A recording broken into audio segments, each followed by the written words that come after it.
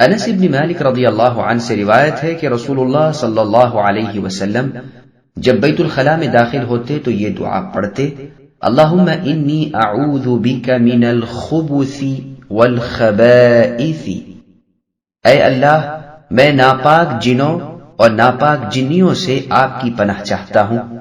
دیکھیے صحیح بخاری حدیث رقم 142 اور حدیث رقم 6322، نیز دیکھیں سنن ابی داؤد حدیث نمبر 5۔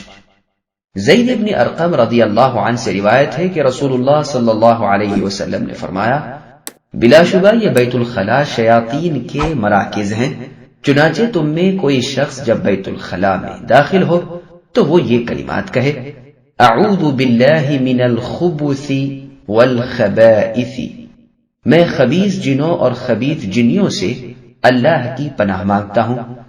دیکھیے سنن ابی داؤد حدیث رقم 6، سنن ابن ماجہ حدیث نمبر 296۔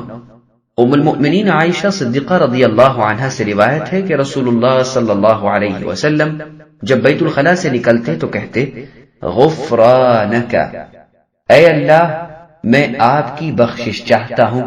دیکھیے سنن ابی داؤد حدیث رقم 30، سنن ترمذی حدیث نمبر 7 اور سنن ابن ماجہ حدیث نمبر 300۔